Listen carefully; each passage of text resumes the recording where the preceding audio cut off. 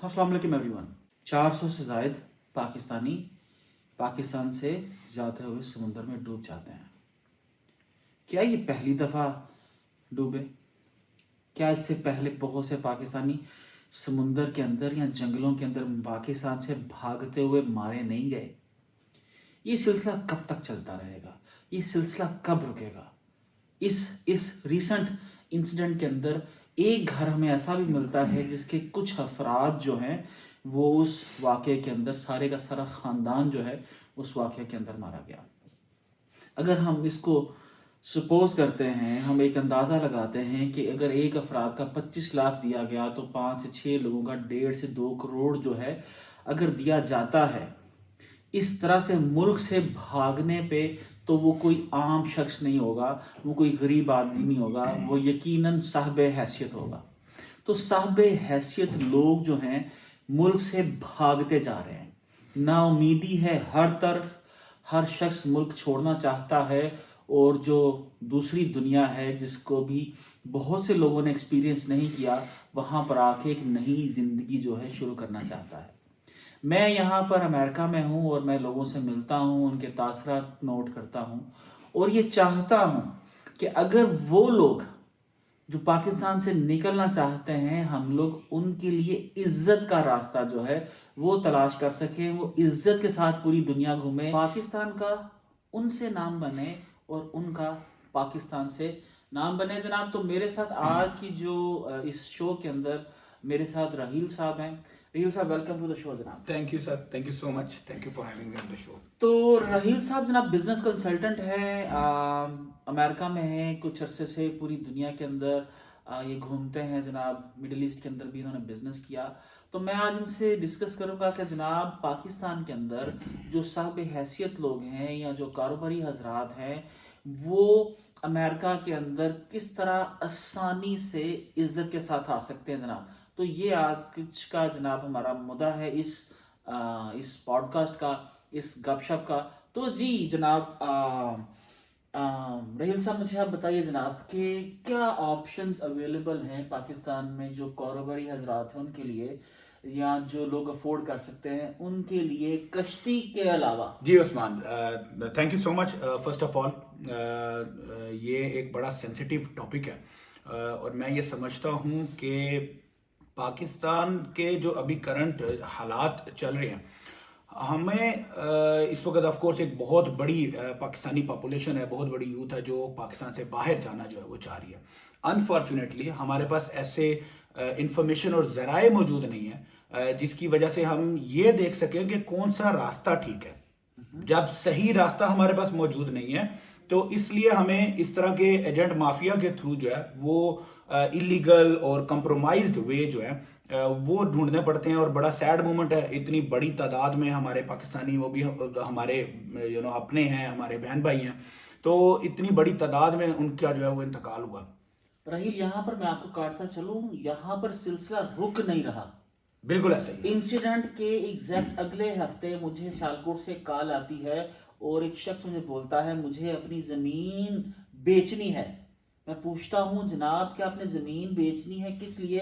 तो कहने लगे जनाब मैं जर्मनी जा रहा हूँ। तो मैंने उनसे पूछा कि जनाब आप जर्मनी किस तरह से जा रहे हो? तो कहने लगा नहीं पाजी, समुंदर तो नहीं जा रहा, मैं रशिया के रास्ते जा रहा। राइट। तो रशिया के अंदर कौन सी ऐसी लिफ्ट लगी है जो पाकिस्तान से लिफ्ट या कोई टनल है जिसके अंदर से आप लीगली जाओगे, जर्मन पहुंच जाएंगे? मैंने उनसे कहा भाई रास्ते में बर्फ आती है, रास्ते में जंगल आता है, मारे जाओगे। बिल्कुल सही।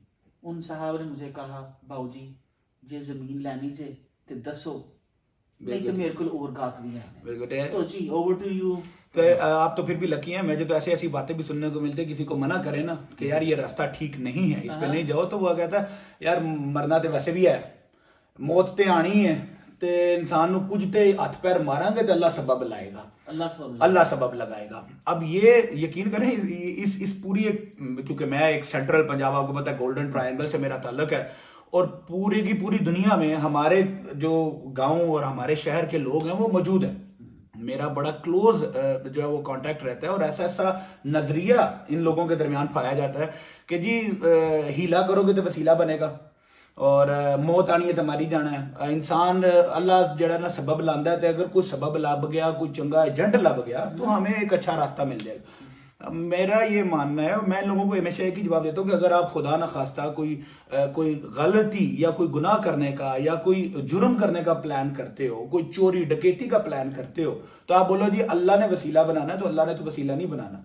और मेरे अपने I don't know whether I am right और रॉन्ग, बट मेरी बुक्स के अंदर डंकी लगा के या इलीगल किसी भी तरीके से किसी कंट्री में एंटर होना, ये बिल्कुल एक जुर्म है। और ये ऐसा ही है कि आप किसी के घर में डकैती या चोरी की वारदात या नीयत से एंटर हो रहे हो, तो ये बिल्कुल वैसा ही है। आवाम को ये बात समझनी जरूरी है कि इसके अलावा भी बहुत से तरीके हैं।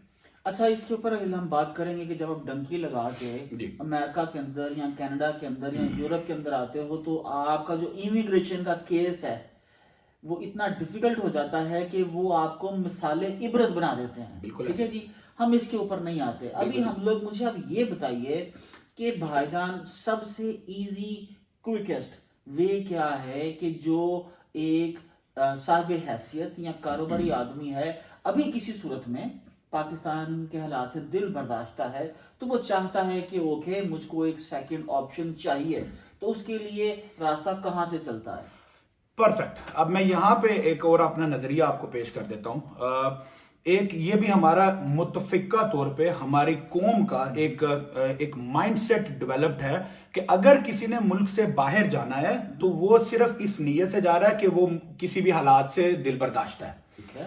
आप अपने पड़ोसी मुल्क को अगर देखें, इंडिया की अगर मैं बात करूं, इंडिया में ओवरसीज इंडियंस जो एनआरआईज हैं, नॉन रेजिडेंट इंडियंस हैं, ये एक ऑफिशियल इंडस्ट्री है उनकी, and this is one of the biggest growing official industry, जो कि उनके मुल्क में बिलियंस और ट्रिलियंस ऑफ डॉलर्स के रेवेन्यूज लेके आ रहे हैं। क्यों? कि उन्होंने टाइम पे इस इंडस्ट्री को, ओवरसीज कम्युनिटी को एक इंडस्ट्री की फॉर्म दी, ऑफिशियल लेवल पे एक्सेप्ट किया गया और प्रमोट किया गया। आज इंडिया के किसी एक छोटे से, फॉर एग्जांपल अगर आप साउथ इंडिया की बात करते हो, तो साउथ इंडिया के एक स्मॉल स्टेट में एक बच्चा पैदा होता है, तो उसका या बाप या चाचा जो अमेरिका में किसी बड़ी मल्टीनेशनल कंपनी का सीटीओ है, वो उसको बताता है कि आज से 20 साल बाद, 21 साल बाद, 25 साल बाद अमेरिका में ये जॉब रिक्वायरमेंट है। जो बच्चा पैदा हो रहा है वो बच्चा उस माइंडसेट से डेवलप हो रहा है। तो इसका मतलब है कि वो इस तरह खुदा ना खास्ता नहीं इंडिया से जाते कि हम भाग रहे हैं, वो भाग के नहीं जाते, वो प्लान करके अपनी वर्क फोर्स को सेल करते हैं, प्रमोट करते हैं इंटरनेशनल मार्केट में। तो सबसे पहले मुझे ये लगता है कि पाकिस्तान में बड़ी ज्यादा जरूरत है कि हम ओवरसीज पाकिस्तानीज को इस नजर से या इस नुक्ता नजर से उतारें कि ये मुल्क से भाग रहा है या दिल बर्दाश्ता होकर भाग रहा है। हम जा रहे हैं अपने मुल्क को कैरी करके, अपनी सकाफत को कैरी करके इंटरनेशनल मार्केट में compete करने के लिए। वर्कफोर्स के साथ बिल्कुल इस्तेमाल किया कि जनाब वर्कफोर्स, ठीक है जी, वेले निकम्मे हाड़ा आराम नहीं, जो इस मुल्क में आके या यूरोप में आके ये सोचना शुरू करें कि भाजी करना और फिर आगे अपने मुल्क का नाम बदनाम करें। आज अमेरिका में जिसको सबसे सस्ती लेबर चाहिए होती है, उसको पता कि जो पाकिस्तानी अनडॉक्यूमेंटेड बंदा बैठा है उसको पकड़ लो, मुफ्त में काम करेगा, सस्ते पैसों में काम करेगा। आपको पेट्रोल स्टेशन के ऊपर पेट्रोल डालते ही नजर आएंगे। जितनी आप ये समझ लीजिए जो लेबर फोर्स के काम है, जितने गंदे काम है, ऐसे मतलब गंदा तो नहीं मैं किसी वर्ड को बोलता, हमारी नजर में जो मैं ये समझता हूँ हार्ड जॉब्स है, लो पेइंग जॉब्स हैं, तंदूर पे रोटियां पे लगा रहा है ना, 12-12 घंटे तंदूर पे रोटी लगा रहा है, तो वहां पर आपको कौन नजर आएगा? पाकिस्तानी। अगर हम लोग इस कॉन्सेप्ट को वर्कफोर्स, तो जनाब वर्कफोर्स के आपने बात की, तो रहील मुझे ये बताइए पहला स्टेप क्या है वर्कफोर्स के लिए? अब आ जाते हैं जो इसके वर्कफोर्स के या जो अमेरिका के जो ऑफिशियल प्रोग्राम है। अमेरिका के जो बहुत कॉमन वीजा प्रोग्राम्स हैं, एक पाकिस्तान जैसी कंट्री जो कि अमेरिका का एक कैटेगरी है जिसको बोलते हैं ट्रीटी कैटेगरी। अच्छा, अब ट्रीटी कैटेगरी सबसे पहले अमेरिका की बहुत सारी दुनिया की ऐसी कंट्रीज हैं, कुछ 65 या 68 कंट्रीज हैं जिनके साथ ट्रेड या कॉमर्स ट्रीटी साइंड है। कॉमर्स ट्रीटी का मतलब ये होता है कि आप एक दूसरे मुल्क के जो इन्वेस्टर्स हैं, जो रेजिडेंट्स हैं, जो एंटरप्रेन्योर्स हैं, जो बिजनेस कम्युनिटी है, आप एक दूसरे को प्रमोट करोगे और फैसिलिटेट करोगे। अच्छा, अब इत्तेफाक की बात ऐसी है कि इवन इंडिया का ट्रीटी साइन नहीं है अमेरिका के साथ, जितने मर्जी उनके स्ट्रॉन्ग रिलेशन है, और हम लोग पाकिस्तानी की जो है वो ट्रीटी साइंड है, जिसका मतलब कि we are blessed in this scenario, in this category, कि हमारे पास ऑलरेडी एक अपॉर्चुनिटी मौजूद है। ये हो गया आपका पहला मतलब फिल्टर। वीजा लेने के लिए हमारे नंबर्स जो हैं वो इंडिया से ज्यादा है। इंडिया से ज्यादा हाँ, वो इन्वेस्टर वीजा के लिए। अब इंडिया के नंबर्स किस वीजा में ज्यादा है वो एक अलग पूरा टॉपिक है, उसके ऊपर हम अभी नहीं जाते। इन्वेस्टर कैटेगरी में, क्योंकि अमेरिका को भी पता है कि पाकिस्तान एक रिच कंट्री है as a population, cash economy है, यहाँ पे जो है वो लिक्विडिटी है, और इन्वेस्टर्स के लिए इनकी ट्रीटी साइंड है। अच्छा, अब ट्रीटी साइंड से हमें फायदा क्या है? हमें ये फायदा है कि हमारे पास डिफरेंट तरह के नॉन इमिग्रेंट वीजा ऑप्शंस जो है वो ओपन होते हैं, जिनमें से नंबर 1 है E1 वीजा, जो कि ट्रीटी ट्रेडर वीजा के नाम से जाना जाता है। E1 ठीक है।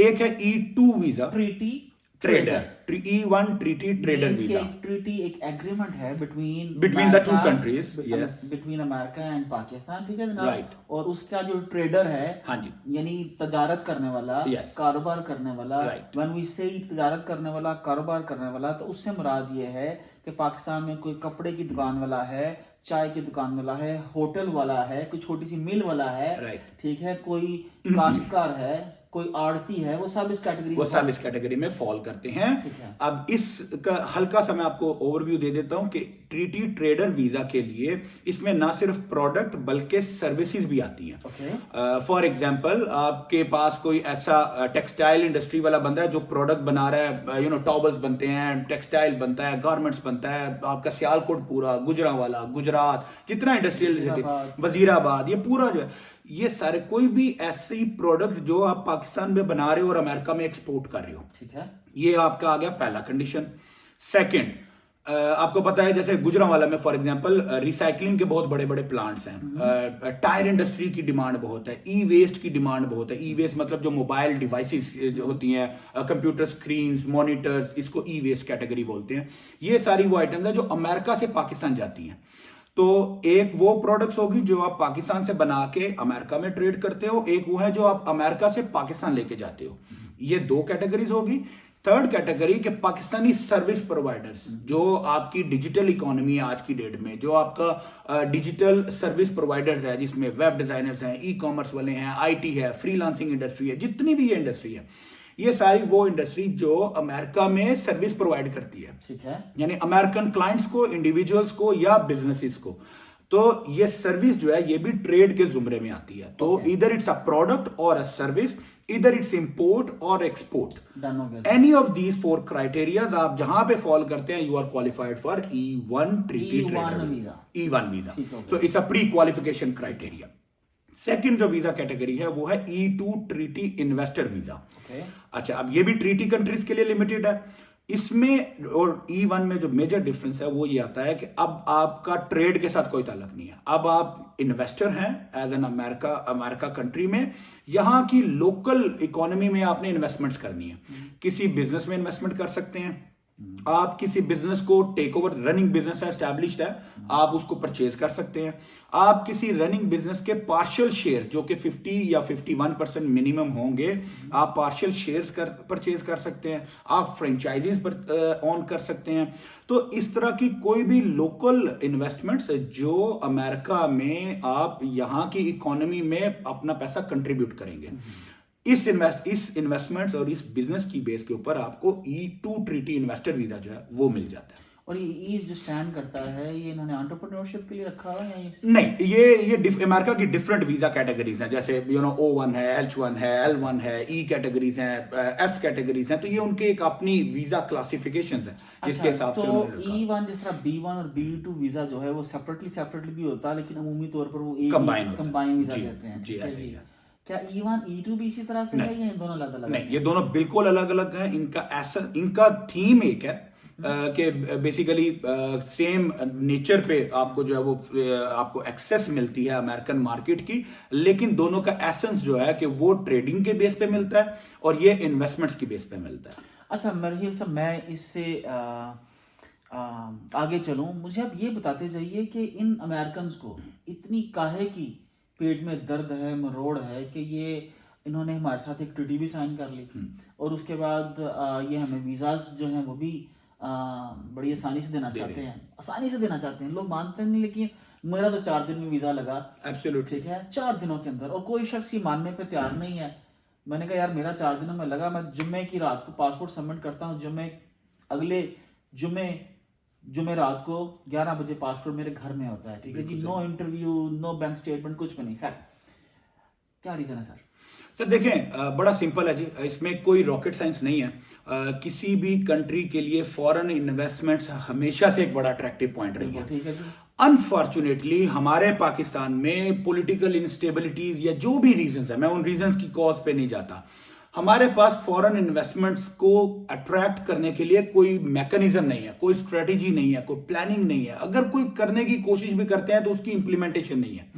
अमेरिका हो गया या दुनिया की किसी भी डेवलप कंट्री में आप जाते हैं, इवन यूरोप के बहुत सारे कंट्रीज हैं, यूके है, कनाडा है, ऑस्ट्रेलिया है, every single country in the world they want to attract the foreign investments।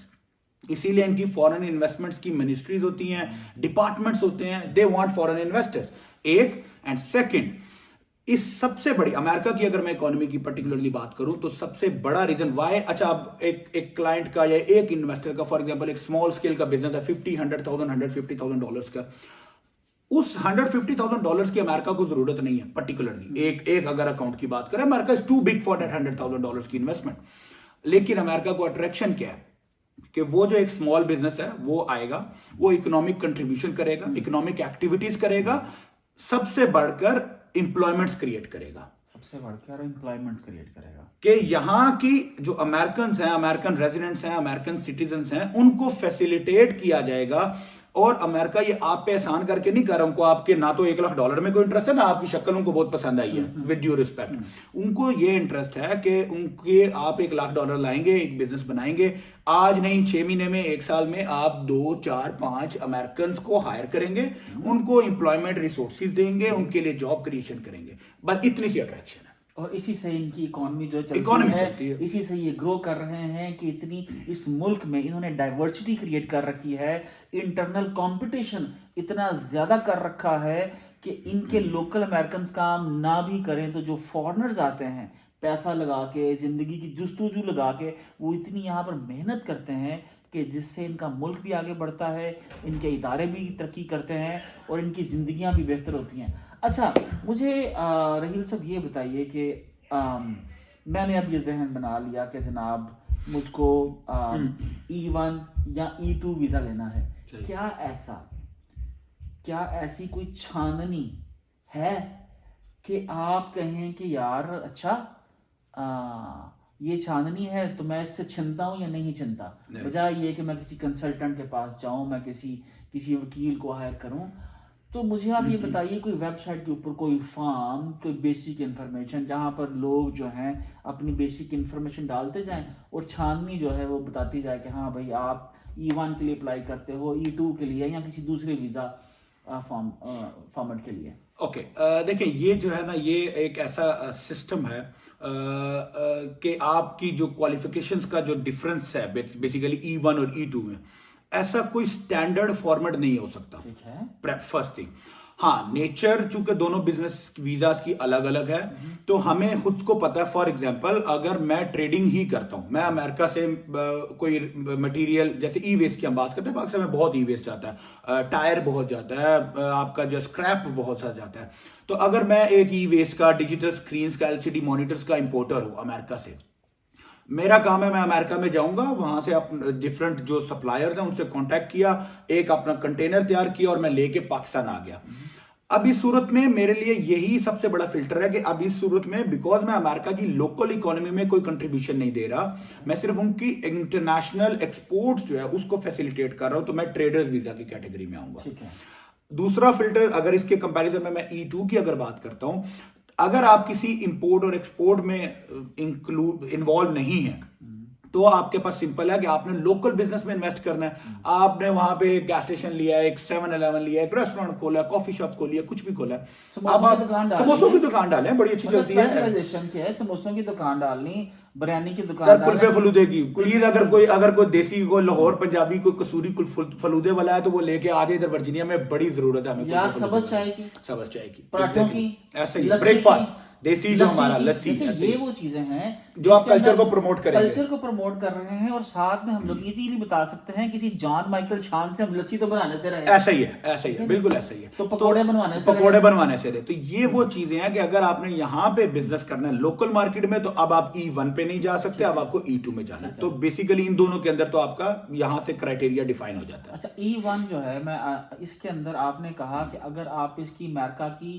किसी सूरत में एक्सपोर्ट से रिलेटेड, एक्सपोर्ट्स या इवन इम्पोर्ट्स, E1 इंपोर्ट, जैसे पाकिस्तान में सियालकोट आपका पूरा सर्जिकल इंस्ट्रूमेंट्स हैं, B1 B2 जो है जी, उसके अंदर और फिर E1 में क्या फर्क होगा? जबरदस्त। ये $1 मिलियन सवाल है, और ये एक ऐसा सवाल है कि जिसको बहुत सारी Pakistani business community miss interpret करती आ रही है, आज से नहीं, बहुत अजलों से। अच्छा जी। B1 B2 चूंकि उस वीजा का नाम है बिजनेस वीजा, ठीक है, business visa, but they don't realise it's a business tourist visa. आप B1 B2 के ऊपर अमेरिका में आ सकते हो, आप यहाँ पे मीटिंग्स कर सकते हो, आपके कोई सप्लायर्स हैं या क्लाइंट्स हैं, आप उनसे मीटिंग करें, आप कोई ट्रेड शो अटेंड करने आ रहे हैं या ऑर्गेनाइज करने आ रहे हैं वो करें, क्लाइंट्स के साथ मीटिंग करें, आप ये सारे काम कर सकते हैं। बिजनेस को माल खरीदना, माल खरीद लें, आप खरीदने की डील नेगोशिएट कर सकते हैं। अच्छा, ओके। यानी आपके पास अमेरिका में फॉर एग्जांपल कोई भी माल पड़ा, मैं आया हूं पाकिस्तान से B1 B2 पे, मैं आपसे डील क्लोज कर सकता हूं क्योंकि आपके पास ये मटेरियल है, इतना इतना मटेरियल मैं आपसे ले लूंगा। आप बिजनेस का वो मटेरियल हैंड ओवर नहीं कर सकते उससे, या पेमेंट उसको देके बिजनेस ट्रांजैक्शन क्लोज नहीं कर सकते। ओके, ये इलीगल है एज पर अमेरिकन जो लेजिस्लेशन है USCIS की, this is not allowed. Unfortunately मेरे पास फैसलाबाद के कस्टमर्स हैं, मेरे पास सियालकोट के कस्टमर्स हैं, जो आज से नहीं पिछले 20-20 साल से कर रहे हैं। ठीक है, they are coming here, they are selling their product, they are buying their product, ठीक है, एंड दे बिलीव कि मेरे पास चूंकि बिजनेस वीजा है B1 B2, Okay. I am good to go. They are not good to go. आज नहीं तो कल कभी पकड़े जाएंगे, किसी ट्रांजेक्शन में उनका नाम आएगा, it's not allowed, basically it's not और मेरे ख्याल से उनको वो जो B1 B2 जो कैटेगरी है, जिस वीजा उनको उतना फायदा भी नहीं दे पा नहीं, रहा। उसका इसका कोई फायदा नहीं है, इसका कुछ भी, इसका सवाई ये फायदा है कि आपके पास एक वीजा मौजूद है, आप टिकट लेंगे और आप फ्लाई करके अमेरिका आ जाएंगे।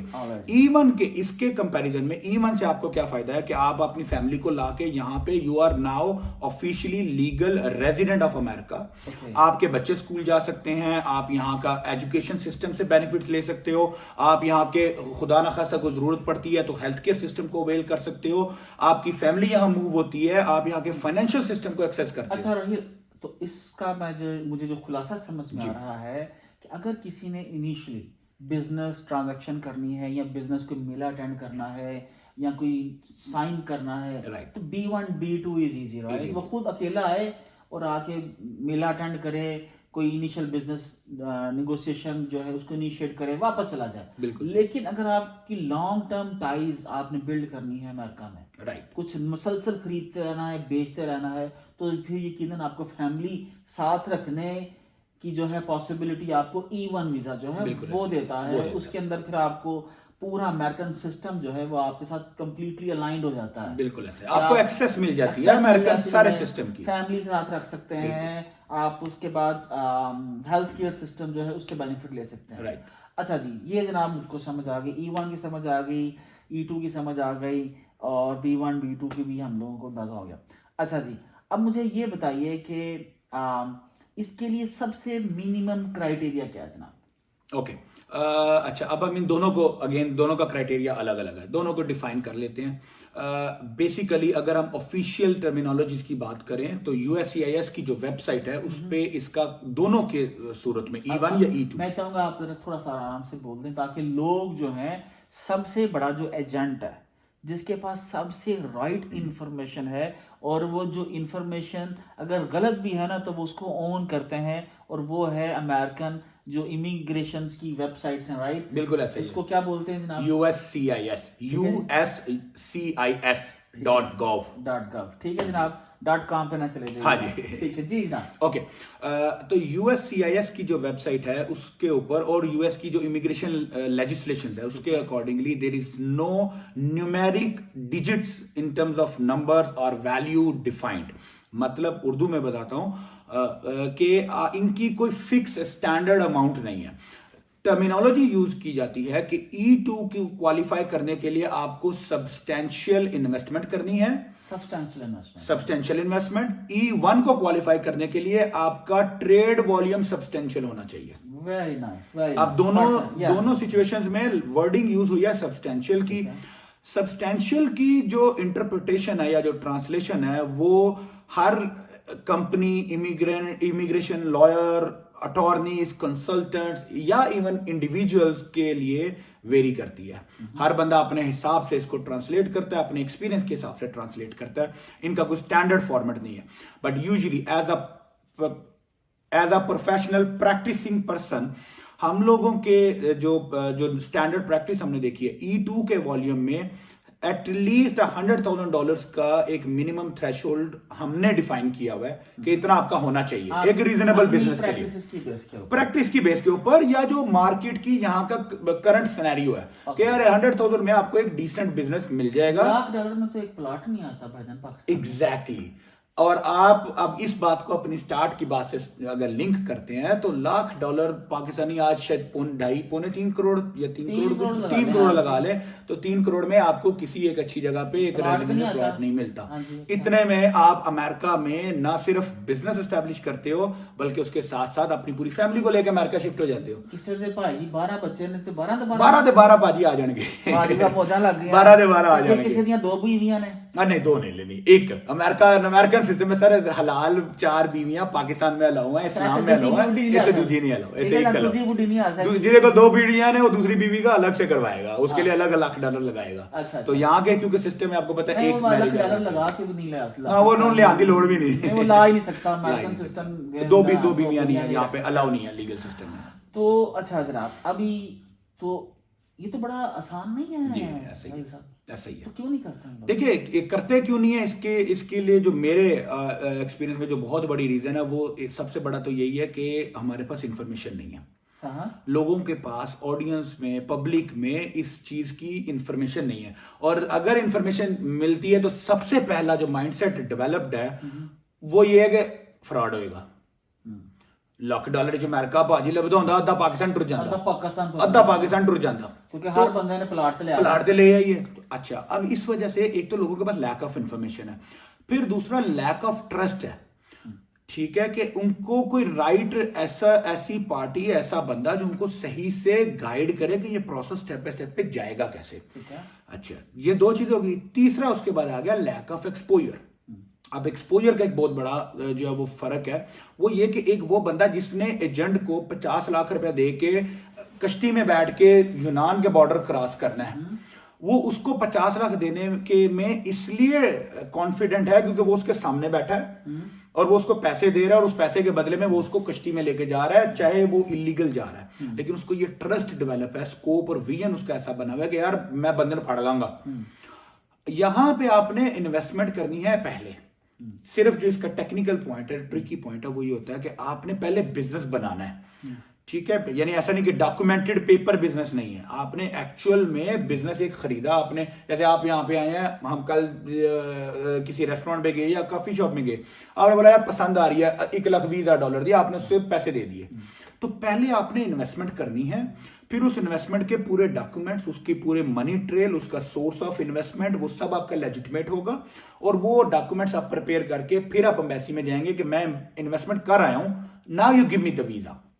अमेरिका में जाए बगैर इन्वेस्टमेंट हो सकती है? जी बिल्कुल हो सकती है। अच्छा चलें, अब मैं आपसे एक खास केस नजर रखता हूँ। पाकिस्तान के अंदर पिछले कुछ अरसे के अंदर बहुत से बिजनेसेस जो हैं वो ई कॉमर्स के शुरू हुए। बिल्कुल ठीक। और पाकिस्तान में हजारों की तादाद में सिर्फ सियालकोट के अंदर लोग जो हैं जो ईबे के ऊपर ऑनलाइन सेलिंग कर रहे हैं जनाब। बिल्कुल ठीक है जी। तो ईबे जो है उन्होंने ले रखा है अपने चाचे का, मामे का, ताए का या फुफड़ का।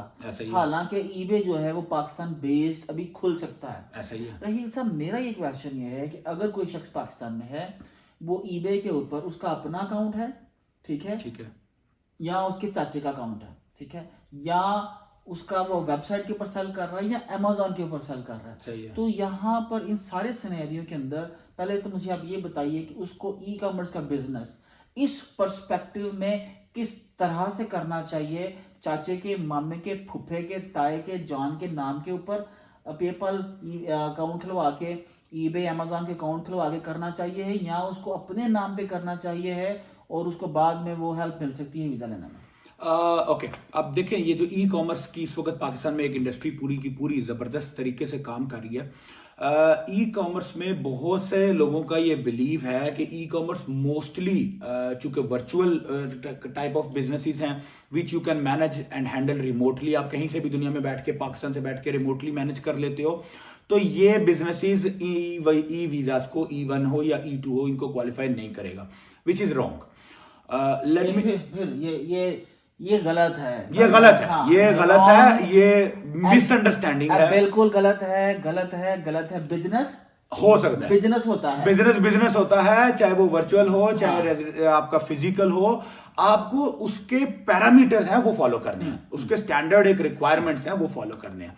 अच्छा, अब इनमें ये जो ई कॉमर्स का, चाहे वो अमेजोन है, चाहे ईबे है, इट्सी है, या कोई भी बिजनेस है, इनमें से भी अच्छा, इनके भी आगे से जो मॉडल्स हैं, चाहे पीएल का मॉडल है, चाहे होलसेल का मॉडल है, या वेबसाइट का मॉडल, या वेबसाइट का अपना आप वाला जो ई कॉमर्स है, अच्छा, वो सबसे स्ट्रांग है।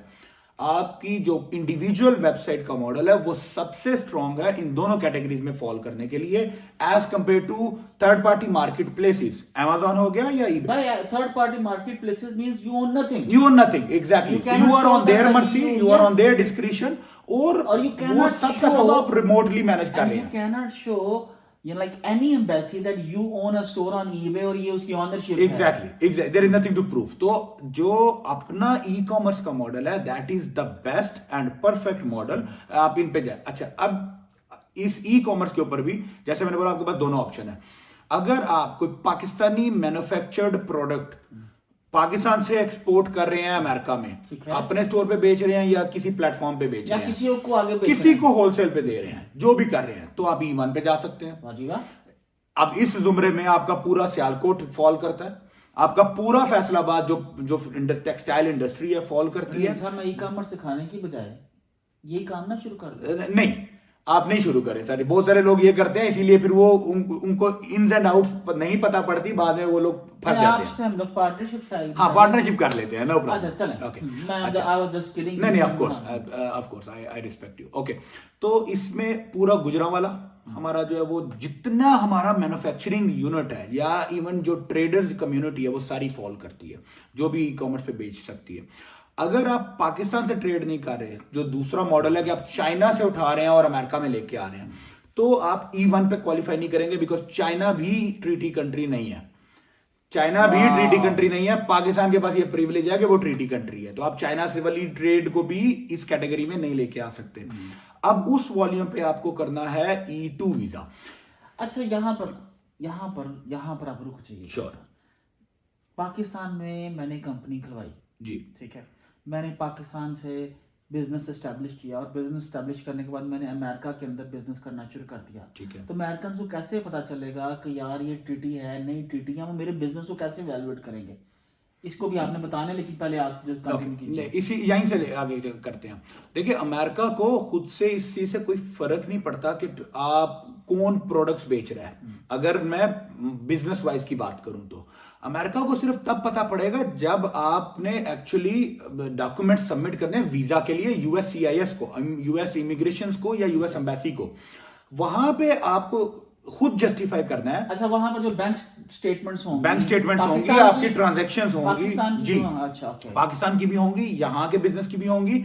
अगर आप फॉर एग्जांपल चाइना से मैन्युफैक्चरिंग कर रहे हैं, तो आप चाइना की स्टेटमेंट्स लगाएंगे साथ कि ये माल हमने चाइना से उठाया, तो वहाँ वो आपको E1 E2 के लिए एक्सेप्टेबल नहीं होगा। E2 के लिए होगा, E1 में नहीं होगा। E2 में हम ट्रेडिंग का वॉल्यूम नहीं दिखा रहे। E2 में हमने बिजनेस मॉडल ऐसे डिजाइन करते हैं कि ये आपका एक ऑनलाइन रिटेल स्टोर है। ऑनलाइन, जैसे आप एक ग्रोसरी की दुकान खोलते हैं ना, तो या आपकी अगर एक लेदर फैक्ट्री है, फिर लेदर जैकेट्स बेचते हैं, तो आप लेदर जैकेट्स का एक स्टोर को ओपन करते हैं। हमने वही स्टोर ओपन किया है वर्चुअल ऑनलाइन पे। हमने उसके लिए लिया है वेयर हाउस, जिसमें हमने चाइना से माल उठाया, हमने टर्की से माल उठाया, पाकिस्तान से माल उठाया, और ला के हमने अमेरिका में अपने वेयर हाउस में स्टॉक कर दिया। अब मैं उस स्टॉक को अपनी वेबसाइट पे भी बेच रहा हूं और मार्केट प्लेसेस पे भी बेच रहा हूं। मेरा मॉडल है बिजनेस का कि मैं ऑनलाइन सेल करता हूं, मैं होलसेल सेल करता हूं या मैं रिटेल सेल करता हूं, बट मैं स्टोर से फिजिकल लोकेशन पे सेल नहीं करता, तो that is fine, that is accepted. अब आप E2 कैटेगरी में फॉल करेंगे। ठीक हो गया। ऑलराइट जी, तो ये तो बड़ा सुनहरी सुनहरी सा लग रहा है मुझे कि जनाब पाकिस्तान के अंदर आपने कंपनी खुलवाई। अच्छा, पाकिस्तान के अंदर आपने कंपनी खुलवाई, उसके ऊपर आपने बिजनेस जो है ट्रांजैक्शन करना शुरू की। वहां पर आप जो टैक्स फाइल करते हैं अमेरिकन उस ट्रीटी के मुताबिक उस टैक्स को भी एक्सेप्ट करते हैं। बिल्कुल एक्सेप्ट करते ठीक है जी, तो ये बड़ी जबरदस्त सी ये डील बनती जा रही है। अच्छा, अगर मुझे आप राहील ये बताइए कि आपने पाकिस्तान में कंपनी खुलवा ली, अब आप ई कॉमर्स के बिजनेस में आ रहे हो और आप अमेरिका के अंदर जो है अपने स्टोर्स बनाना चाहते हो, और हम सबको मालूम है कि एक आप जो है अमेरिकन कॉर्पोरेशन जो है पाकिस्तान में रहते हुए अमेरिकन कॉर्पोरेशन भी ओपन करवा सकते हो, टैक्स आईडीज भी ले सकते हो और बैंक अकाउंट भी ओपन करवा सकते हो। तो मुझे आप ये बताइए कि उसके अंदर जो ऑनरशिप है क्या सेम होनी चाहिए या वही ऑनरशिप के साथ अकाउंट खुलने चाहिए जिस ऑनरशिप के अंदर पाकिस्तान में अकाउंट देखें आपने ऑपरेट कर रहे हैं? मैं समझ गया। देखें, ऑनरशिप का ये जो झमेला है ना कि मामे चाचे का अकाउंट यूज करते हैं, ये ना तो अमेरिका ने आपको सिखाया, ना अमेरिका इसको एक्सेप्ट करता है, ना अमेरिकन इमिग्रेशन को ये बात समझ में आती है, ना इनको पता है कि यार आप लोग ये तामझाम कर रहे हैं। भाई भी मेरे ख्याल से भाई को तो सर नोबडी, सर बाप बेटे का नहीं अकाउंट खोलता। इधर तो मेरा अकाउंट मेरी वाइफ को एक्सेस में नहीं है, मेरे बैंकिंग फाइनेंशियल सिस्टम मेरे पास है। तो this is how American system and American culture. इसका मतलब ये है कि जो हम लोग चाचे मामे ताए का अकाउंट यूज कर रहे हैं, इससे हम लोग अपने मुस्तकबिल के ऊपर लात मार रहे हैं। नहीं, आप आपका मुस्तकबिल पे लात नहीं मार रहे, आपका मुस्तकबिल बना ही नहीं, बनने से पहले खत्म हो गया। लात तो तब मारेंगे जब खड़ा होगा मुस्तकबिल, आपने बनाया ही नहीं मुस्तकबिल अगर आपने अपने नाम पे कुछ नहीं किया। ये एक आपने अपना भी और अपनी आने वाली नस्लों का आपने वो कंप्रोमाइज कर दिया। हजारों डॉलर की सेल कर रहे हो ईबे के ऊपर, अमेज़न के ऊपर या किसी भी स्टोर के ऊपर, that is leading nowhere. Sir मेरे पास ऐसा क्लाइंट है कि they are doing 200, 300 and even $500,000 business per month on e commerce and on e commerce services sitting in Pakistan. किसी दोस्त के नाम पे अकाउंट है, किसी खाला के लड़के के नाम पे अकाउंट है, और वो सारे का सारा पैसा, वो टैक्स, वो क्रेडिट, वो सब वो यूज कर रहा है। और ऊपर से वो एहसान भी जता रहा है कि मैं तो अकाउंट देता था। एग्जैक्टली। और आप यकीन नहीं कर सकते इस बात का। आप देखें, ये वो जो बंदा जो फॉर एग्जांपल विद इररिस्पेक्टिव कि उसका क्या प्रोफाइल है अमेरिका में, वो जो भी अपना जॉब कर रहा था, अगर वो लेट से $50,000 अ ईयर बनाता है, अपनी जो भी सैलरी करता है या जॉब करता है, उसके अकाउंट में $500,000 पर मंथ उतर रहा है, which means $6 million a year. और आप सोच नहीं सकते कि $6 million रेवेन्यू जिस बंदे का अमेरिकन अकाउंट में उतर रहा है, उसका जो फाइनेंशियल सिस्टम है ना sir, he can tomorrow he can go and take a $25 million property। जहाज खरीद सकता है एब्सोल्युटली, ऐसे सर अगले दिन जहाज खरीद सकता है वो। एब्सोल्युटली। तो और आपके पैसे पे आप पे एहसान चढ़ा के वो बंदा अपनी जिंदगी एंजॉय कर रहा है। और वो टैक्स जो है, वो टैक्स रिटर्न लेना चाहे तो राहील साहब कितनी टैक्स रिटर्न ले सकता है? वो उसके पास है, वो सारे टैक्स राइट ऑफ उसके पास है। वो जो अपनी जो जॉब की इनकम है उसका भी राइट ऑफ में वो सारा एक आप नसीहत जरूर करते जाएं कि ई कॉमर्स का बिजनेस करना है तो किसी सूरत के अंदर चाचे मामे ताए फुफे या किसी रॉन्ग नेम के ऊपर नहीं करना।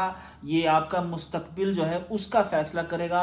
किसी भी सूरत के अंदर अगर आज भी कर रहे हो तो अपना बिजनेस इमीडिएटली अपने नाम के ऊपर ट्रांसफर करो, पाकिस्तान में भी और पाकिस्तान से बाहर भी। बिल्कुल जी जनाब राहील साहब, अब एक हमने चले मान लेते हैं बहुत से लोगों से गलती हुई, बहुत से लोगों ने फैसला कर लिया, नहीं जी मैंने अभी अब करना है।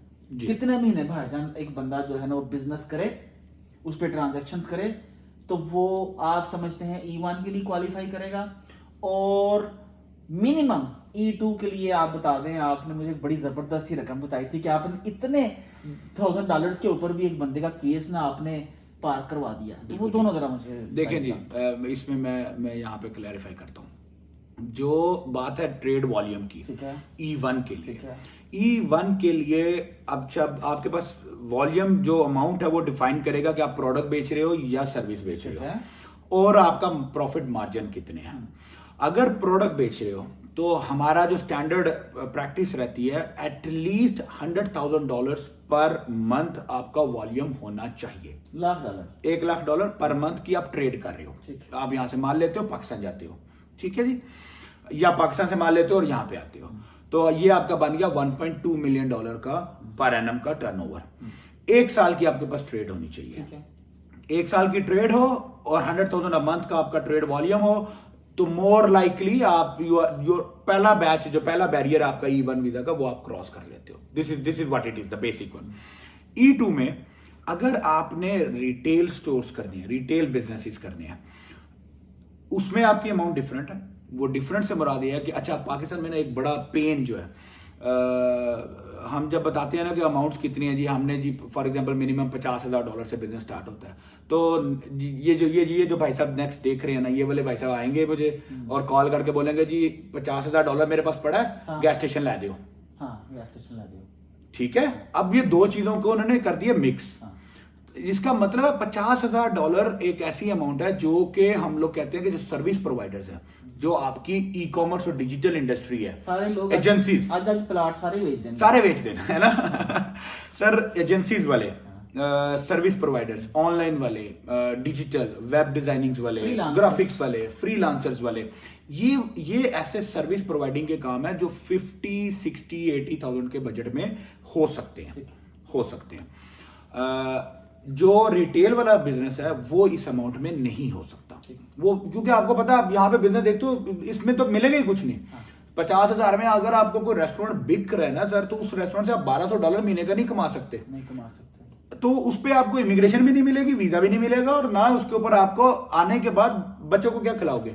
असल मसला मेरे ख्याल से ये है कि अमेरिकन कहते हैं कि अगर वो E1 लो या E2 लो, आके कम हमसे ज़कात नहीं लेनी, हमारा जो सोशल सिस्टम है उसको टच नहीं करना, एग्जैक्टली। और वो जो पहले मैंने आपको बात बोली थी ना कि एम्प्लॉयमेंट्स क्रिएट करने से क्यों ये आपको फैसिलिटेट करते हैं, वो इसीलिए करते हैं कि अगर अमेरिका में अनएम्प्लॉयमेंट होती है तो आपको पता है यहाँ पे गवर्नमेंट अलाउंस देती है, यानी वो जो एक बंदा घर पे बैठा है वो $1000s per month American government को कॉस्ट कर रहा है, क्योंकि वो सोशल बेनिफिट्स अवेल कर रहा है। एक कंपनी ने उसको the moment he got a job, उसको जॉब मिली, जो कि 50,000 का एक बिजनेस एक बंदे ने खोला था, उसने उसको $1,800 पर मंथ पे नौकरी दे दी। गवर्नमेंट का $1000s पर मंथ सेव हो गया, क्योंकि अब उसका सोशल बेनिफिट बंद हो गया। वाह जी वाह। तो ये है इनका बैकग्राउंड। तो जो रिटेल वाले बिजनेस है भाई, अगर आपने स्टोर खोलना है, आपने मोबाइल शॉप खोलनी है, आपने ग्रोसरी खोलनी है, रेस्टोरेंट्स खोलना है, कैफे खोलना है, मुझे तो इन सारे बिजनेसेस की टेंशन नहीं। मुझे ये बताया जी, अगर एक बंदा है जी, वो ई कॉमर्स कर रहा है, हाँ, ई कॉमर्स वाला जी, अब अच्छा, ई कॉमर्स में भी 2 तरह के मॉडल है ना जी। एक है ई कॉमर्स सर्विस प्रोवाइडर, ठीक है, जो वर्चुअल असिस्टेंट और ये सारी स्टोर बना के दे रहा है, स्टोर बना के, वेबसाइट डेवलपमेंट है, ब्लॉकचेन डेवलपमेंट है, प्रोग्रामिंग करता है, राइट, वेब डिजाइनिंग है, ग्राफिक्स है, कोई भी दे रहा है, ऐसा ही। ये जो सर्विस प्रोवाइडर है, क्योंकि नॉन कैपिटल इंटेंसिव बिजनेस है, इसमें $50,000-60,000 की इन्वेस्टमेंट और $30,000-40,000 का ऑपरेटिंग एक्सपेंस। अच्छा, ये आप लोग समझ लीजिए, यहाँ पे ऑपरेटिंग एक्सपेंस और कैपिटल एक्सपेंस में डिफरेंस होता है। पाकिस्तान में बहुत ज्यादा इसको नहीं समझा जाता। कैपिटल एक्सपेंस वो है जो आपने बिजनेस, दुकान खोलने से पहले, दफ्तर खोलने से पहले आपने लगा दिया, जिसमें आपने वेबसाइट्स बनाई हैं, इंफ्रास्ट्रक्चर खड़ा किया है, रजिस्ट्रेशन कराई हैं, लॉयर्स की फीसिस दी हैं, आपने कुर्सी मेज ला के रखे हैं, कंप्यूटर लाए हैं, लाइसेंसिंग लाई हैं, आपने ये सारी जो डिपॉजिट्स हैं वो दी हैं। ये है आपका कैपिटल एक्सपेंस। ऑपरेटिंग एक्सपेंस हुआ है, अब आप मंथली का रेंट पे कर रहे हैं, मंथली के यूटिलिटी बिल्स पे कर रहे हैं, सैलरीज पे कर रहे हैं, इंश्योरेंस पे कर रहे हैं, ये है आपके ऑपरेटिंग एक्सपेंस। तो कैपेक्स की मद में, कैपिटल एक्सपेंसेस की मद में 50,000 के प्लस माइनस की amount for service provider is decent money, as long as they have next 3 months of operating expenses। 3 महीने का ऑपरेटिंग एक्सपेंसेस एवरेज हम जो कैलकुलेट करते हैं वो है $20,000 से $30,000 एटलीस्ट। ये आप अपने अकाउंट में रखेंगे रिजर्व, और आपका 40-50 लग गया, 60-70-80,000 का आपका टोटल केस डिजाइन होता है, you are good to go for E2। अगर आप ई कॉमर्स में कर रहे हैं ट्रेडिंग, जो कि प्रोडक्ट में, अब प्रोडक्ट में एक तो मार्जिन कम होते हैं, ठीक है, उसमें आपका 10% 15% तक का आपका नेट प्रॉफिट्स निकलते हैं। तो एक तो आपके मार्जिन कम है, और दूसरा कैपिटल इंटेंसिव है, क्योंकि जितनी ज्यादा प्रोडक्ट की इन्वेंट्री आपके पास होगी उतना ज्यादा आपका ट्रेड वॉल्यूम होगा। अब इस सूरत में हम लोग ये बोलते हैं कि एटलीस्ट $100,000-120,000 की इन्वेंटरी जो है वो आपकी सर्कल में रहनी चाहिए। वो आपका कैश फ्लो है बेसिकली, उसमें आपकी इन्वेस्टमेंट है, आपकी इन्वेंटरी। तो वो इन्वेंटरी जो है वो आपकी 100-120 की हो, बाकी वही 20-30 हजार के आपके कैपिटल एक्सपेंसेस लग गए and you are good to go. अच्छा, यहाँ पर मुझे अब ये जो है ना, मैं एक हम लोग ट्रिकी कौम है ना जी। हम लोग कोई ना कोई शॉर्टकट जीनियस निकाल ही लेते हैं। तो बहुत मुझे genius। मालूम है कि बहुत से ना वो जीनियस जो इस टाइम कैमरे के पीछे बैठे ना, मुझे मालूम है ये सवाल उनके दिमाग के अंदर आ रहा है। तो ईबे देखिए, या अमेजोन है, या अमेजोन की मैं बात नहीं करता, मैं किसी भी मर्चेंट अकाउंट की बात करता हूँ या बैंक की बात करता हूँ। आपने पाकिस्तान से रह के बैठे हुए यहाँ पर आपने अकाउंट खुलवाया, आपने स्ट्राइक के ऊपर आपने ट्रांजैक्शन करना शुरू की। कुछ अरसा आपने 1 साल बिजनेस किया, आपका पर मंथ $40,000-50,000 जो है आपकी ट्रांजैक्शन है, $35,000-50,000। तो स्ट्राइप आपको लोन फैसिलिटी दे देता है। ऐसा ही है, बिल्कुल ऐसा ही। ठीक है। बिल्कुल इसके ऐसा। अलावा अगर आपने सिक्योर क्रेडिट कार्ड जो है वो अप्लाई कर लिया है Right। किसी भी एक बैंक में, ठीक है, तो 1 साल आपने सिक्योर क्रेडिट कार्ड की जो आपने यूज किया है अपने ई कॉमर्स बिजनेस में, और आपने टाइमली उसकी पेमेंट्स की हैं, तो 2000 का सिक्योर क्रेडिट कार्ड जो है ना वो $20,000 में convert हो जाता है। इजीली साल से Absolutely। 1.5 साल के अरसे में वो लोग कर देते ऐसा ही हैं। है। ये सिस्टम है जो यही सिस्टम की खूबसूरती भी है जो यहाँ पर लोग बढ़ते हैं आगे। बिल्कुल ऐसा ही है। सिस्टम पूरा सपोर्टिव है, आपका पूरा इकोसिस्टम अवेलेबल है ग्रोथ के लिए। राइट। मुझे आप ये बताइए कि क्या इस तरह से भी कोई अप्लाई कर सकता है? देखें, जो ग्रोथ का चैनल है ना, अच्छा E2 वीजा की मैं पर्टिकुलरली, जो कि ये E2 के से रिलेटेड है, E1 पे तो ये फॉल ही नहीं करता। E2 में बेसिकली वीजा कैटेगरी में आप बैंक फाइनेंसिंग नहीं कर सकते, एक। सेकंड, आप जो E2 का बिजनेस है उसके ऊपर फाइनेंसिंग नहीं कर सकते। ये E2 की लिमिटेशन है, विच मीन्स अमेरिका आपको इतनी इजाजत नहीं देगा कि आप इनके फाइनेंशियल सिस्टम से पैसे उठाएं, इन्हीं के मुल्क में लगा दें और उसके ऊपर आपको, आपकी फैमिली को वो अमेरिकन एक्सेस दे दें। अच्छा, ठीक है, वो मामू नहीं है। ठीक है। सही है। तो अच्छा, होता ही है, आप पर्सनल बिहाफ पे बोरो कर सकते हैं। और पर्सनल वहां पे बारो करके और बीवी के नाम पे अप्लाई कर। एग्जैक्टली। अब ये मैं नहीं कह रहा जी, ये दिस इज हाउ आपने बोला ना, जो पाकिस्तान हम लोग ढूंढ लेते हैं शॉर्टकट, ये हो जाता है, ये ऐसा होता है। अच्छा, आप फ्रेंड से ले सकते हैं, प्रॉपर्टीज बेच के, इनहेरिटेंस मनी, पेरेंट्स से ले सकते हैं, उधार ले सकते हैं, लोन ले सकते हैं। ग्रुप ऑफ कंपनीज हो तो वो भी एक वक्त के अंदर एक को सपोर्ट करता जाएगा। आप घुमाते जाए 10 बंदों के साथ, ये ऐसा होता है। देखिए क्या रही जो प्रोसेसिंग टाइम है इसको हम 2 हिस्सों में डिवाइड करते हैं। एक है processing time of your business, जिसमें आप बिजनेस सेटअप कर रहे हैं, बिजनेस के डॉक्यूमेंटेशन सारी प्रिपेयर कर रहे हैं, और दूसरा है प्रोसेसिंग टाइम ऑफ वीजा, जो कि एम्बेसी की प्रोसेसिंग टाइम होगी। तो बिजनेस का जो प्रोसेस टाइम है, लेट्स से अगर आप एक बिल्कुल स्टार्टिंग फ्रॉम द स्क्रैच, आप आज डे 1 पे स्टार्ट कर रहे हैं, तो सबसे पहले आपकी कंपनी बनेगी, आपका जो है वो EIN आएगा, टैक्स रजिस्ट्रेशन आएंगे, बैंक अकाउंट ओपन होगा, उसमें फिर फंड्स ट्रांसफर होंगे, फिर वो फंड्स जो है वो डिसबर्स होंगे जिस भी आप इन्वेस्टमेंट्स में कर रहे हैं, जो भी बिजनेस आपने शॉर्टलिस्ट किया है। ये जो पूरा प्रोसेस है आपका कंपनी रजिस्ट्रेशन से लेके बैंक अकाउंट और फंड्स ट्रांसफर होने तक, यूजुअली ये प्रोसेस कंप्लीट होता है 4 to 6 वीक्स में। इस प्रोसेस के साथ ही जब आपका फंड्स पहुंच गए अमेरिका में, जो कि आपके अपने बैंक अकाउंट में है, यहाँ पे फंड्स पहुंचने के बाद प्रोसेस स्टार्ट होता है बिजनेस का, जिसमें या तो आप स्टार्ट कर रहे हैं या आप कोई रनिंग बिजनेस एक्वायर कर रहे हैं।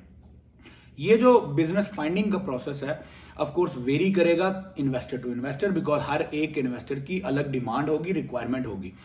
लेट्स से किसी को न्यूयॉर्क में कोई गैस स्टेशन चाहिए और किसी को शिकागो में कोई रेस्टोरेंट चाहिए। तो फिर जिस इंडस्ट्री या जिस सेगमेंट की बात हो रही है, उस मार्केट में उस बिजनेस की अवेलेबिलिटी होनी चाहिए। तो अगर अज्यूम कि एवरीथिंग गोज स्मूथ, तो ये जो बिजनेस फाइंडिंग, उसके बाद बिजनेस की ड्यू डिलिजेंस, उसके बाद बिजनेस का ऑडिट, उसकी परफॉर्मेंस, उसका अकाउंट्स चेकिंग, उसका टैक्स रिकॉर्ड्स वेरिफिकेशन, ये जो सारा प्रोसीजर्स है ये यूजुअली ले लेते हैं अनदर 4 to 6 वीक्स। ठीक है। अच्छा, जब ये कंप्लीट हो जाता है, अब आपने बिजनेस ट्रांजैक्शन, आपने सारा ऑडिट कर लिया, बिजनेस वेरीफाइड हो गया, बिजनेस के डॉक्यूमेंट्स वेरीफाई हो गए, now you want to go towards the closing of the business, जो कि हम कहते हैं कि क्लोजिंग का मतलब है कि आप बिजनेस टेक ओवर कर रहे हैं। बिजनेस टेक ओवर करने के बाद अब हमने प्रिपेयर करने हैं डॉक्यूमेंट्स जो एम्बेसी में सबमिट करने हैं वीजा के लिए। उन डॉक्यूमेंट्स में क्या आता है, उसमें आपका एक बिजनेस प्लान आता है जो कि एक बड़ा डिटेल, बड़ा एक्सटेंसिव बिजनेस प्लान होता है, जिसमें आपके सारे मार्केटिंग एनालिसिस, आपके सर्वेज, आपका फाइनेंशियल बजट, फ्यूचर प्लान्स, आपके स्ट्रेटजीज, आपकी marketing strategy, business development strategy, आपका कंपटीशन, ये सबको एनालाइज करके एक बिजनेस प्लान जो है वो डिजाइन किया जाता है। बिजनेस प्लान और उसके साथ एक आपकी लगती है financial feasibility, 5 years financial feasibility. 5 year financial feasibility में जिसमें आपकी इन्वेस्टमेंट से लेके आपके पैसे कहां से आए, उसका सोर्स क्या था, कैसे अमेरिका में पहुंचे, उनका चैनल क्या था, मनी ट्रेल क्या थे, फिर वो कैसे डिस्पर्स हुए, बिजनेस में कितने गए, फ्यूचर में आपके नेक्स्ट जो है वो कितना ये बिजनेस रेवेन्यू जनरेट करेगा, कितने प्रॉफिटेबिलिटी होगी, इसकी पूरी की एक फाइनेंशियल फिजिबिलिटी बनती है। ये जो पूरा डॉक्यूमेंट्स है इनका तकरीबन हमें टाइम लगता है 4 to 8 वीक्स का, again depending on the business to business. जब ये कंप्लीट होता है तो अब आपके इसके साथ आपकी पर्सनल जो प्रोफाइलिंग है, जिसमें आपका बैकग्राउंड, आपका एक्सपीरियंस, एजुकेशन, आपके फंडिंग के रिक्वायरमेंट्स, आपके फैमिली के डॉक्यूमेंट्स, ये सारे साथ साथ तैयार होते हैं। तो basically right from the scratch until here जब आपका एक पूरा एप्लीकेशन पैकेट एम्बेसी के लिए तैयार होता है तो we calculate somewhere between 5 to 6 months time इस सारे प्रोसेस में। 6 माह लग जाते हैं। 6 माह में आपका ये सारा कंप्लीट हो जाता है। ये कंप्लीट होने ये जो 6 माह है उस पीरियड के अलावा है जिसके अंदर आपने बिजनेस एस्टेब्लिश करना है। नहीं, अब इसमें हमने ये अज्यूम किया कि आपने कोई ऐसा कॉमन बिजनेस फाइंड आउट करना है या स्टार्ट करना है जो रेडीली अवेलेबल है। हम गए मार्केट में 1 2 3 ऑप्शन थे, हमने उनको इवेल्युएट किया और उसमें से हमने ट्रांजैक्शन क्लोज की। अगर कोई स्पेशलाइज्ड बिजनेस चाहिए या किसी स्पेशल एरिया में चाहिए तो वहां पे फिर टाइम प्लस माइनस लग सकता है। तो ये हम अज्यूम कर रहे हैं नॉर्मल सिनेरियोज में, स्टैंडर्ड प्रैक्टिस में this is how 5 to 6 months time सारे प्रोसीजर में लगते हैं। ये लगने के बाद अब बारी आती है एप्लीकेशन की। अब आपने एप्लीकेशन सबमिट की एम्बेसी में, एम्बेसी में आपने अपॉइंटमेंट का टाइम लेने के। अच्छा, एक और बड़ी कंफ्यूजन है पाकिस्तान में फॉर एग्जांपल स्पेशली कि B1 B2 जो वीजा है उसकी अपॉइंटमेंट टाइम्स है अभी नेक्स्ट 1 year 1.5 year की अपॉइंटमेंट्स है, बड़ी बड़ी लंबी, एक साल 1.5 साल, इतनी पब्लिक बाहर जाना चाहती है। लेकिन ये चूंकि इन्वेस्टमेंट बेस्ड वीजास हैं, इसमें आपने इन्वेस्टमेंट कर दी है, पैसे स्पेंड हो चुके हैं, it's a real time real business के ऑपरेशंस चालू हैं, बिजनेस का आपका रेंट चालू है, सैलरी चालू है, तो it's a sensitive matter. Embassy understands it and because of this इसमें एम्बेसी का टाइम एवरेज जो अभी का पाकिस्तान का ऑफकोर्स वेरी करता है डिफरेंट टाइमिंग्स के हिसाब से, but currently between 2 to 3 months जो है वो एम्बेसी टाइम लेती है सबमिशन के बाद का। तो 6 months इन द बिगिनिंग और 3 months 2 to 3 months for embassy processing. तो ये आपका टोटल 8 to 9 months में आपका ये पूरा प्रोसीजर कंप्लीट हो जाता है। साल लग जाता है। साल, हाँ, एट लेंथ अगर आप स्लो पेस में चलते हैं तो लेट्स से लेस देन खर्चा जनाब जो है मिसाल के तौर पर मैंने यहाँ पर $50,000 अमेरिका में इन्वेस्ट कर दिया, $1,00,000 मैंने इन्वेस्ट कर दिया, ठीक है जी, आपका खर्चा क्या आता है? सर देखें, अब खर्चे को भी हम डिफरेंट क्लासिफिकेशन में डिवाइड करते हैं।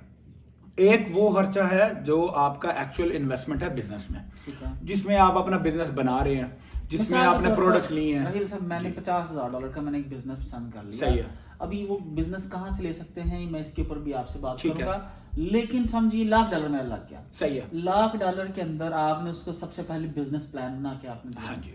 उस बिजनेस प्लान की आपने फिर फोरकास्टिंग भी दी, राइट। जो भी रिक्वायर्ड डॉक्यूमेंट्स हैं एज ए बिजनेस कंसल्टेंट आपने उनको प्रिपेयर किया जी। मैं आपसे ये जानना चाहता हूँ कि एक बिजनेस कंसल्टेंट आप या मार्केट के अंदर इसका क्या चार्ज किया जाता है नॉर्मली? परफेक्ट। अच्छा जी, यहाँ पे फीस से पहले, मैं फीस पे आता हूँ, पर फीस से पहले आपको एक स्कोप समझना जरूरी है। 2 तरह की अथॉरिटीज या इंस्टीट्यूट जो है वो यूटिलाइज हो सकते हैं इस पूरे प्रोसीजर्स में। ठीक है। एक है बिजनेस कंसल्टेंट या बिजनेस अटॉर्नीज या बिजनेस ब्रोकर्स। इन तीनों में से कोई भी एक फर्म आपको चाहिए होगी जो आपको ये सारी चीजों को फैसिलिटेट करेगी। और दूसरी है इमिग्रेशन अटॉर्नीज। अच्छा, एक जो मिसकंसेप्शन है मार्केट में वो ये है कि आप जब US E2 वीजा को फॉर एग्जांपल गूगल पे सर्च करते हो तो you will find all the immigration attorneys information there कि हम लोग E2 वीजा को प्रोसेस करते हैं। अटॉर्नी का काम जो मैंने आपको बताया ना, बिजनेस प्लान के बाद से लेके जो आपकी प्रोफाइलिंग करनी है और एम्बेसी में सबमिट करना है, अटॉर्नी का काम सिर्फ वहां से शुरू होता है। ठीक है। इससे पहले बिजनेस से रिलेटेड जितने मैटर्स हैं वो बिजनेस कंसल्टेंट, बिजनेस ब्रोकर या बिजनेस अटॉर्नी का काम है, इमिग्रेशन अटॉर्नी का काम नहीं। बट प्रॉब्लम इज आप किसी भी अमेरिकन फॉर एग्जांपल गोरे अटॉर्नी को आप कांटेक्ट करते हो तो they are not gonna tell you कि they need business consultants also.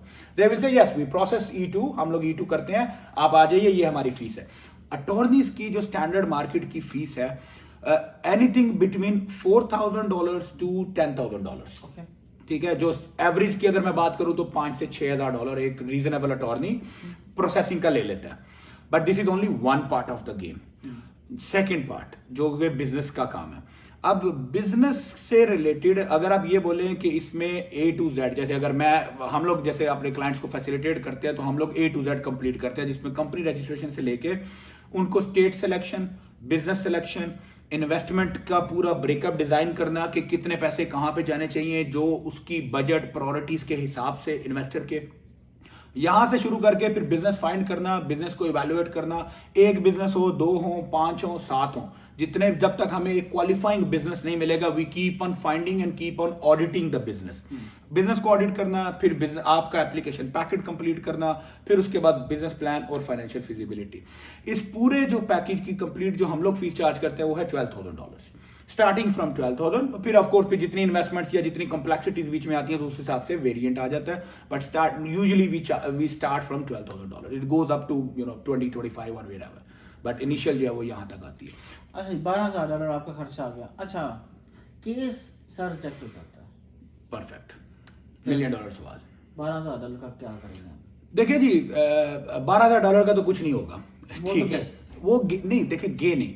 अच्छा, ये भी एक माइंडसेट है. It's a mindset. गोरे का माइंडसेट ये है कि I am a consultant means I am a facilitator. पहली बात, I am nobody to give you the guarantee of a visa. ठीक है, मेरा काम नहीं है वो. That's not my scope, that's not attorney scope, that's not nobody scope. ठीक है, हमारा काम है बेस्ड ऑन आवर प्रैक्टिस आपका बिजनेस उस रिक्वायरमेंट्स के मुताबिक तैयार करना जो रिक्वायरमेंट्स आपको इमिग्रेशन को चाहिए. सही है. अच्छा, अब यहां पे अगर आपका वीजा रिजेक्ट होता है, खुदा ना खास्ता, आपको ये फीस तो वापस नहीं मिलेगी बिकॉज हमारा स्कोप तो नेचुरली कवर हो चुका है. लेकिन हमारी जो नेक्स्ट जो आपके साथ फैसिलिटेशन रहती है वो ये रहती है क्योंकि E2 में आपकी इन्वेस्टमेंट लगी है. आपका ज्यादा सेंसिटिव सवाल ये होना चाहिए था, आपने 12,000 की फिक्र की है, उस 1 लाख की फिक्र नहीं की जो बिजनेस में लगा है. आप आइडियली देखेंगे तो ये 12,000 तो छोटी अमाउंट है एज कंपेयर टू 1 लाख भी, और 5 लाख वाले बिजनेस भी तो हैं, $1 मिलियन वाले भी तो हैं. उसका क्या बनेगा? तो लॉजिकली स्पीकिंग अब यूएस रेगुलेशंस के अकॉर्डिंगली जैसे B1 B2 visa is designed with a perception in the mind, आपका माइंड फ्रेम B1 B2 की एप्लीकेशन में ये होता है कि you are a potential threat as being an immigrant in the country, और ये वीजा आपको रिजेक्ट होना है. Now burden of proof is on you कि आपने वीजा एप्लीकेशन में ये बताना है उनको कि I am not a potential threat. तो मुझे आपने अपने डॉक्यूमेंट से यही सेटिस्फाई करते हो कि मैं जाके इमिग्रेंट नहीं बनूंगा, इसलिए आपको वीजा मिलता है. E2 वीजा जो कि इन्वेस्टमेंट बेस्ड वीजा है, इट इज डिजाइंड और it is meant to be given. ठीक है, ठीक है, क्योंकि इससे इन्वेस्टमेंट्स आ रही हैं. अनटिल एंड अनलेस आप अपने बिजनेस में या अपने जो पूरा इन्वेस्टमेंट का आपने ये जो एक पूरा परफॉर्मेंस किया, इसमें आपने कोई लूप होल छोड़ दिया. अच्छा, अगर ऐसे सिनेरियो में रिजेक्शन होती है तो उसके लिए जो एम्बेसी है या जो वीजा ऑफिसर है, they would tell you the reasons why they are rejecting, not like B1 B2. उसमें कोई रीजन नहीं बताते. इसमें चूंकि आपका पैसा स्टेक पे है तो they will tell you the reasons कि हमें आपका बिजनेस मॉडल में ये 4 लूप होल्स हैं या आपकी ये डॉक्यूमेंट्स मिसिंग है. देखिए आप राइट, नॉट नेसेसरीली.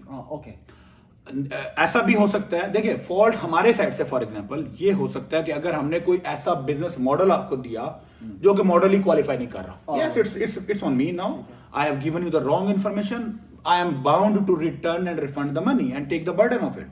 यस, लेकिन ऐसा होता नहीं है क्योंकि बिजनेस हमें जब एक टाइम गुजर गया हमें इस इंडस्ट्री में काम करते हुए, तो हमें वो क्राइटेरियाज पता है, हमने बिजनेस बना दिया.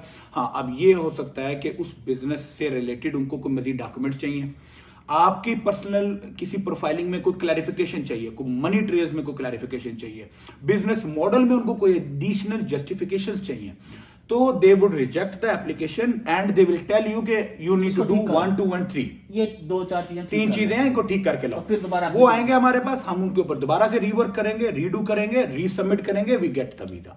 इसकी मैं इसकी एग्जांपल सिर्फ ऐसे दे देता हूं. पाकिस्तान में आपने कभी DHA बैरिया कहीं भी या किसी अच्छी डेवलप सोसाइटी में घर बनाया? नहीं. नहीं बनाया, चले अल्लाह पाक आपको मजीद तरक्की दे, आप जल्दी से बनाएं। मैं बनाना चाहता भी नहीं। चले परफेक्ट। लेकिन वो लोग जो पाकिस्तान में या कहीं पे भी आप किसी भी डेवलप्ड सोसाइटी में घर बनाते हो ना, तो एक सोसाइटी का एक रोड मैप होता है, वो आपको एक नक्शा बताते हैं कि ये हमारे पॉलिसीज हैं, आपने इस पॉलिसीज के अंदर रहते हुए अपना घर बनाना है। ऐसा कभी भी नहीं होता कि आपने फॉर एग्जांपल एक 10 मरले का घर 2, 3, 5 करोड़ 8 करोड़ लगा के डेवलप कर दिया और आप सोसाइटी के पास एनओसी के लिए गए, प्री मूविंग जो इंस्पेक्शन होती है या एनओसी होता है, तो सोसाइटी ये नहीं कहती यार ये मुझे आपका डिजाइन पसंद नहीं आया, गिरा दो। ऐसा नहीं हो सकता कि आपका 10 करोड़ लगा हुआ है, 5 करोड़ लगा हुआ है, वो आपको ये कहती है कि यार आपने ये फिनिशिंग में ये चीज ठीक नहीं की, ये चीज ठीक नहीं की, जाओ इनको ठीक करके लाओ, फिर हम अप्रूवल देंगे। तो दिस इज एग्जैक्टली हाउ कि as long as business model embassy की रिक्वायरमेंट्स को पूरा कर रहा है, तो वो ऐसे नहीं कह सकते कि ये बिजनेस हमें पसंद नहीं आया। अच्छा जी, आखिरी और एक क्वेश्चन जो है जिसके बाद मैं चाहूंगा कि आज की इस डिस्कशन को हम लोग क्लोज करें। हम पाकिस्तानी वैसे तो बड़े सियाने हैं, बहुत सियाने माशाल्लाह, बहुत ही सियाने ना हमें घर बनाने से पहले जो है कोई इंजीनियर, हमें सिविल इंजीनियर हायर करना है, ट्रू, ना हमें आर्किटेक्ट हायर करना है, True. ना हमें डिजाइनर हायर करना है।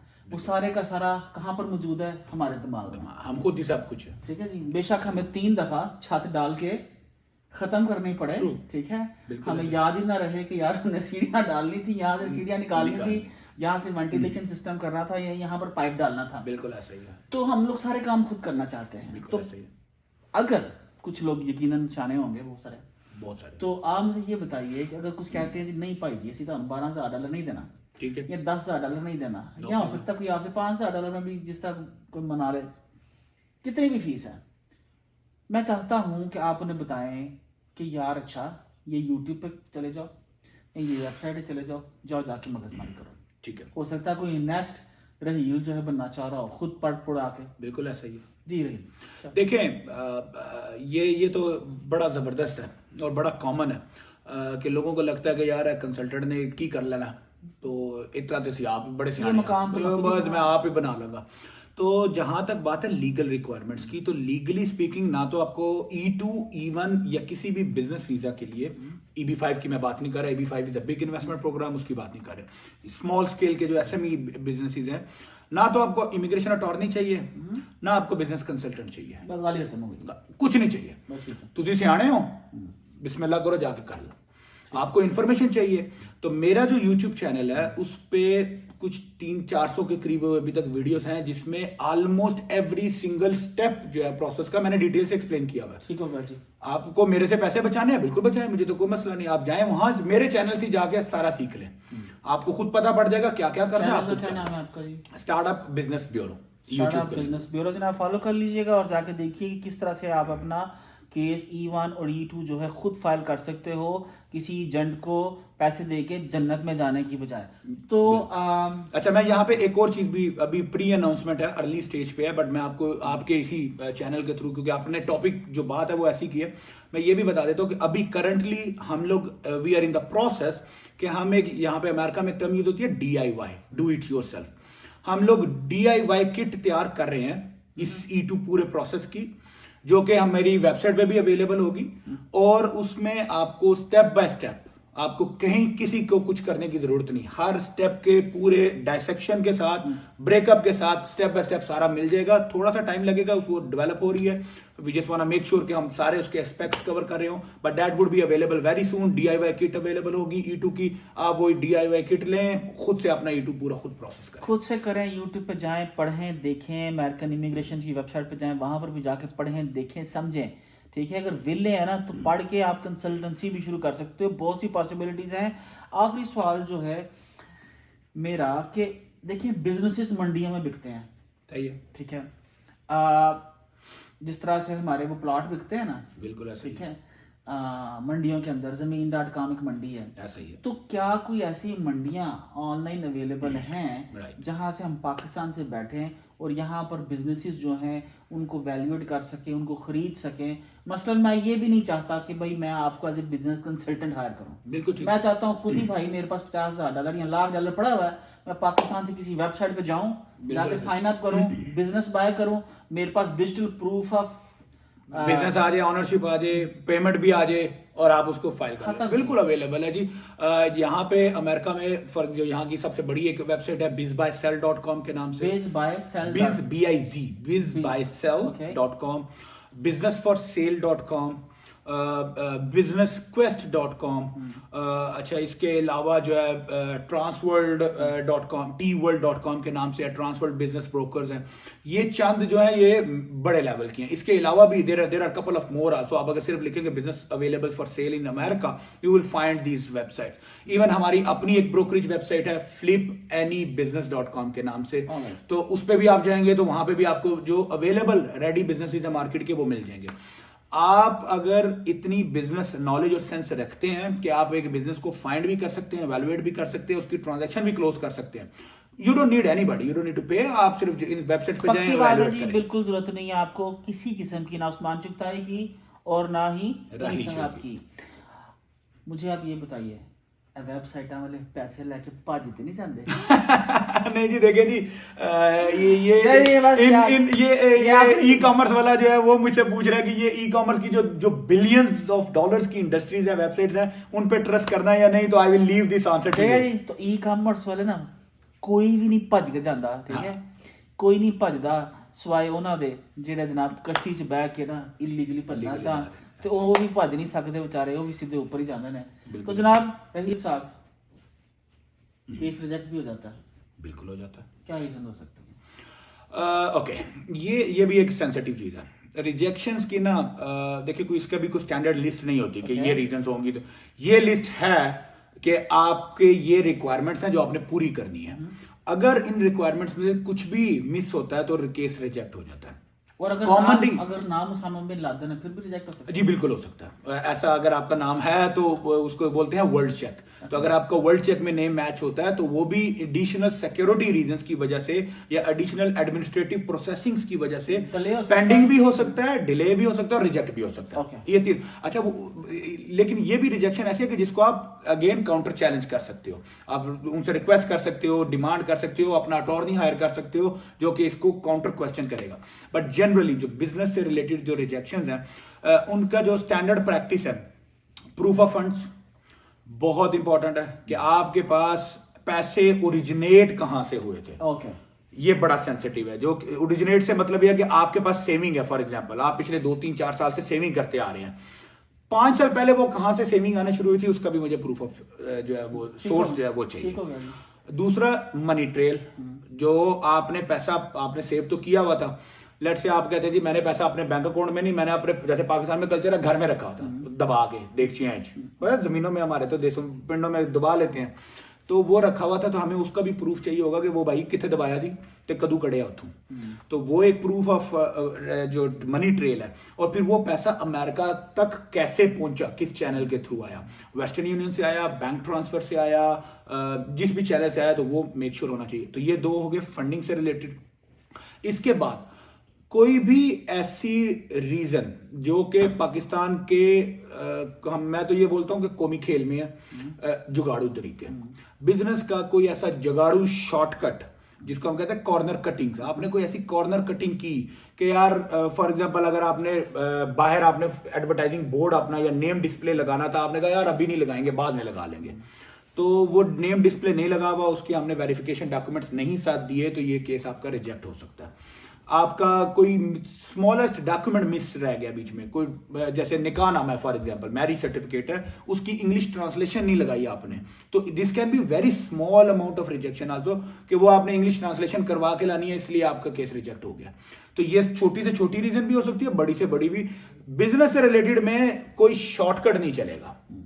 शॉर्टकट मारेंगे सियाणपति, मैं बड़ा सियाणा, मैं अमेरिकन इमिग्रेशन नु इस तरह कर लांगा, उस तरह कर लांगा, सर केस रिजेक्ट हो जाएगा, फुल स्टॉप।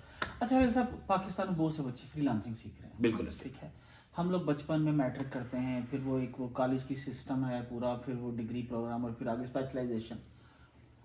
क्या हमको ये 2 साल 3 साल 4 साल का प्लान करना चाहिए है अपने E1 E2 को या अपनी इमिग्रेशन को? सर देखें, 2 तरह की सूरत हाल है। अगर तो आप ऐसे ब्लेस्ड फैमिली बैकग्राउंड से हैं कि आपको पता है कि जब आप बोलेंगे अब्बा जी मैं जाना है अमेरिका, अब्बा जी आपके अकाउंट में पैसे ट्रांसफर करेंगे, आप बिजनेस परचेज करेंगे, you are good to go. फिर तो आपको कोई प्लानिंग नहीं चाहिए, फिर आपके अब्बा जी ने प्लानिंग की हुई है। अगर आप एक मुतवसत बैकग्राउंड से हैं, आप 1 लाख, 1.5 लाख, 2 लाख डॉलर की इन्वेस्टमेंट एक वन स्पॉट में नहीं जनरेट कर सकते, then naturally the best thing what you can do is you can plan. आप आज से प्लान शुरू करें। ये आपको 6 महीने भी लग सकते हैं, 2 साल भी लग सकते हैं, 3 साल भी लग सकते हैं, डिपेंडिंग के आपके वो फंड्स को आपने कैसे रोटेट करना है। बहुत सारे ऐसे केसेस देखे हैं हमने, हुए हैं अल्हम्दुलिल्लाह सक्सेसफुली, जिसमें आपने एक्चुअली कोई 1 लाख डॉलर की ट्रेड नहीं की। E1 की अगर मैं बात करूं तो आपने ओवर द पीरियड ट्रेड को बिल्ड किया, करते गए हैं, अपना प्रोफाइल क्रिएट करते गए हैं। 3-4 साल में बड़ी फेयर एक आपने ट्रांजैक्शंस की हैं और आपने स्मूथली बिजनेस को बिल्ड किया जनाब। तो ये थे जनाब रहील साहब जो अमेरिका माइग्रेट कर चुके हैं अपने बीवी बच्चों के साथ। और आखिरी सवाल मैं इनसे ये पूछना चाहूँगा कि भाजी पाकिस्तान की जिंदगी मजेदार है या इत्थों दी? एनी सारियां ईवां गल्लां करके जिंदगी कित्थों दी मजेदार है? देखिए जी, इसमें अगर ये इसके ना मैं डबल आंसर करूंगा, डबल मीनिंग, डुअल मीनिंग्स। अगर तो आपने करनी है अयाशी तो पाकिस्तान जिहा मुल्क कोई नहीं। हाय हाय हाय, कमाई होवे डॉलरां दी ते अयाशी होवे पाकिस्तान दी, ਇਹੋ ਜਿਹਾ जोड़ कोई नहीं। ठीक है जी, अपना मुल्क अपना है जी। लेकिन अगर आपने क्वालिटी लाइफस्टाइल की बात करनी है, आपने हाई स्टैंडर्ड ऑफ एजुकेशन की, स्टैंडर्ड ऑफ लिविंग की, बेसिक एथिक्स की बात करनी है, तो अमेरिका जैसा मुल्क कोई नहीं।